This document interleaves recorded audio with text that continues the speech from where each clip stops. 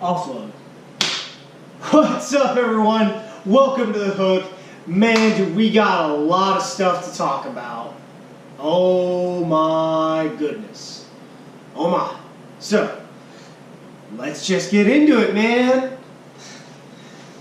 So, USA Rugby at like 3 a.m. this morning hit their press release. ESPN Scrum launched, everything. USA Rugby Football Union will hire Gary Gold, the current Director of Rugby at Worcester Warriors. And, you know, if you're paying attention to the Aviva Premiership, you'll know that they're 0-5 right now. Director of Rugby, what is that? What is a Director of Rugby? Well, he's currently not the head coach. They have a head coach. So, Director of Rugby is a loose term. It could mean head coach also, depending on the organization. So when Mike Ford was the Director of Rugby at Bath, he was also the head coach. When he was the Director of Rugby at Toulon, he was also the head coach. So a Director of Rugby is a hodgepodge of stuff put together. It's not like the the general manager in an American sport. Director of Rugby is required when there is a head coach on the ground, in addition to being a Director of Rugby. They're required to not only identify talents, to bring into their academy system to sign, and do all the general manager-like roles with their personnel staff. But their job is to also serve as a mentor for the coaching staff. Their job is to develop the coaching staff. So that's why, for the most part, directors of rugby have been head coaches. So that just gives you an idea of what we got. So let's look into Gary Gold's resume.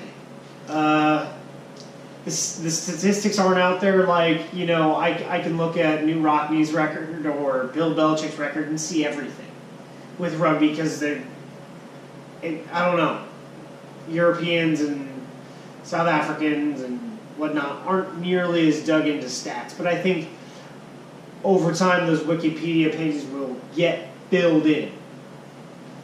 Alright, so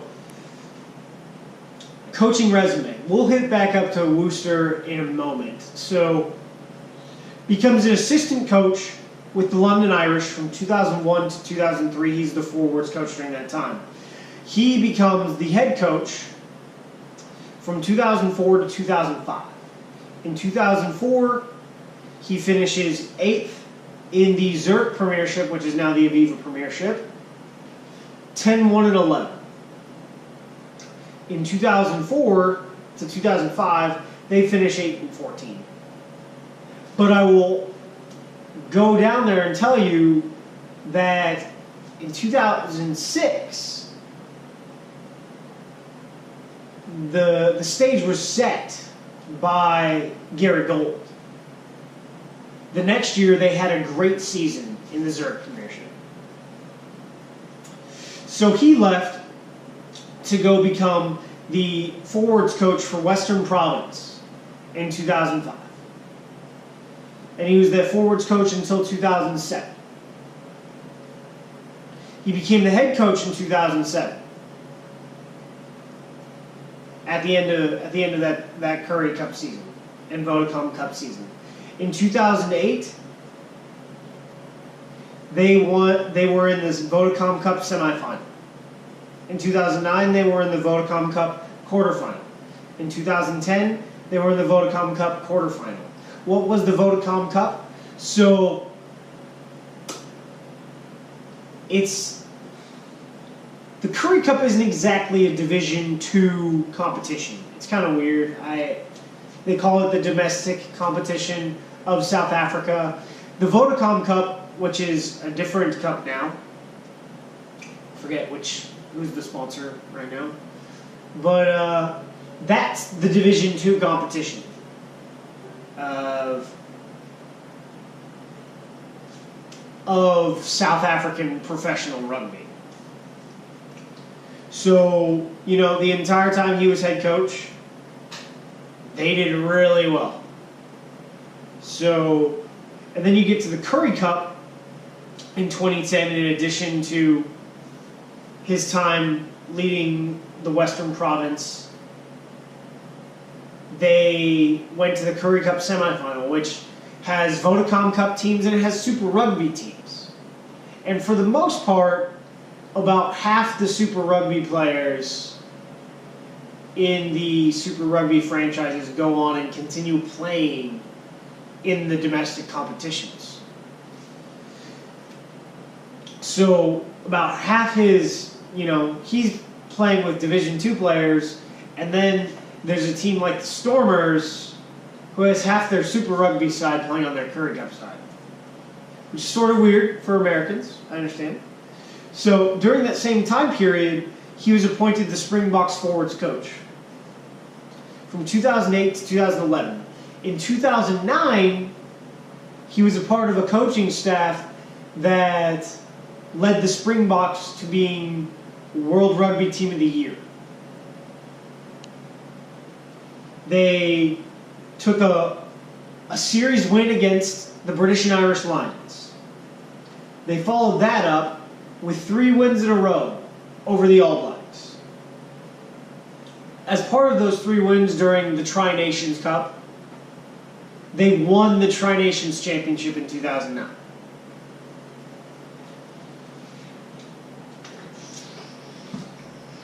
Following that final year with Western Province, where he took Western Province to the Vodacom Cup quarterfinal and the Currie Cup and the semifinal of the Currie Cup. He was appointed interim head coach for Newcastle in 2012. With him, he brought Mike Ford to be his defense coach. As head coach, he led Newcastle in their final 8 matches to a 4-4 record.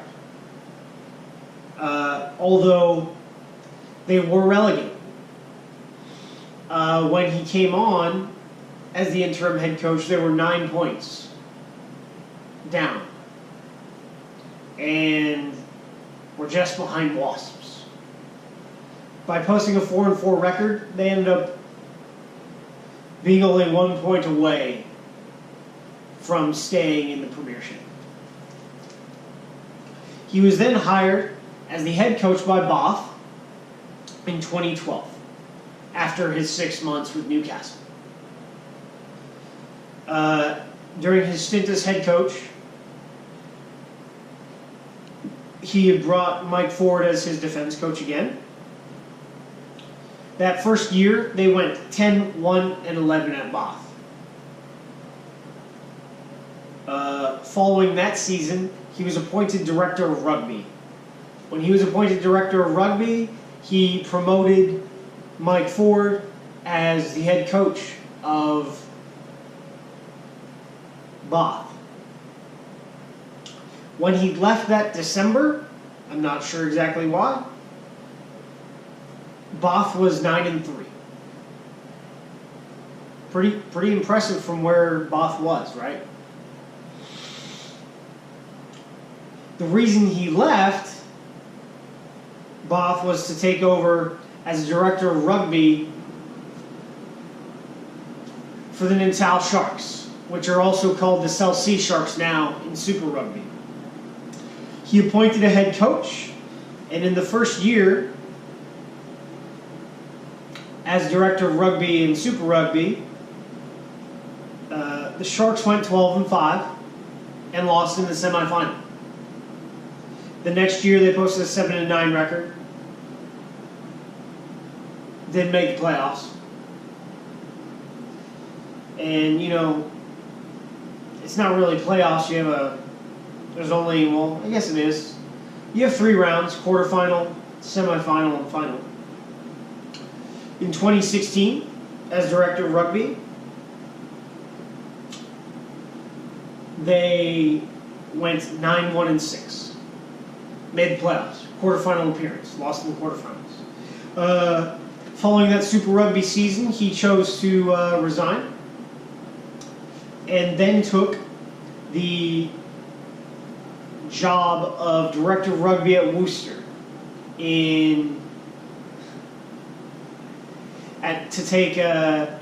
fix the program. And this is where they were when he took over. They started 3-2-8 in the Aviva Premiership. When he took over, they won their last England Welsh Cup match, and they finished the Aviva Premiership at 4-5. And there's a lot of talent in their academy system right now, especially amongst the locks and the front row. But the biggest thing right now with Worcester, so you can't really say, hey, this is on the coach and this is on the Director of Rugby. They don't have any money. So don't really look at that 0-5 score and say, hey, this is a bad hire. This looks like a very good hire based on where we are as a union. I mean, we're 17th in the world. What do we got, Our Director of Rugby just ran off on us. Or our head coach just ran off on us and went to go be a Director of Rugby in South Africa. Well, what do we got? So Dan Payne, he's a big thinker. Okay? Look at what he developed at San Diego State. He developed a system that could sustain itself and play high-level rugby, and develop the coaches that succeeded him that could develop coaches. He then went to Life University. As a head coach, he also developed assistants and developed systems that would push them further forward. Then he hired and appointed Scott Lawrence as an assistant, and then appointed Scott Lawrence as the men's Director of Rugby when he became the athletic director. One of those assistants that was early on Scott Lawrence's staff, who is now the head coach of Life University's Colton Cariaga. So he's been able to build the system to develop coaches at a high level. And then you also look at the women's side of rugby. He's not just developing men, but he's also developing and identifying talent to coach on the women's side with Rosalind Chu, who is the women's Director of Rugby at Life University. So Dan has talked about, as part of the strategic plan, on what he wants to do is develop an American style of coaching and an American style of play. Coach development. So what I see here is a guy who's going to build on the systems built by Mitchell and expand upon it. I'm a bit concerned that we won't have a head coach for 7 matches. And I'll get to that. But this is a guy who wants to lead coaching development. We basically told him, it was like, so this is what we're going to need you to do. We're going to need you to develop our coaching development apparatus so that we can build a coaching tree. So if you look at him, he has a pretty good coaching tree overall. And that's what we need. We need to develop technical coaches at not only the national team level, but at the grassroots level. Because that's the big thing we're missing, is tons of good coaches that can go to the Four Winds and coach at U5, coach at U6, and coach at the high school level. That's what we're missing. And if we can get our coaching right, we can get our play right at the very beginning. And that will help drive growth. Professional technical coaching. When, that 5-year-old's parents talks to the head coach and he knows what he's talking about. He's able to explain the systems in an uncomplicated way. Say, this is what we're going to do here, this is what we're going to do here. That's going to be very important. So I think this is a long-term hire. I think that Gary Gold will develop the coaching apparatus for the national side. He'll develop the coaching systems that we can then deploy to the grassroots. And we can further develop the system of play that our players will be involved in for generations, much like that of New Zealand rugby. You can have different styles, but there will be certain things coached from when they're 5 to when they're 30. So that's a big thing. And most of USA Rugby's coaching certifications and World Rugby certifications are about safety and not necessarily about coaching and learning skills. So this is a very important piece. Are we thinking strategically? I think so. Now, let's get into the elephant in the room. Who's coaching the Eagles for the next 7 matches? I don't know. I asked the man, hey, does that mean Scott Lawrence will be the interim head coach for the next 7 matches? Scott Lawrence is coaching the Eagles selects in Uruguay for the Americas Pacific Challenge. And the reason why I think Scott wasn't selected to be the head coach, I don't think he applied. He's working at Oracle with a great job. And for him to do his job on the road, which I'm sure he's on the road all the time, he just needs a cell phone and a computer to do his job. But he's obviously killing it to be able to take this kind of time off. So I think Scott Lawrence is your interim head coach, and I think he's the continuity book that holds this ship together. So there it is. Gary Gold is the head coach of the men's Eagles. Let's go.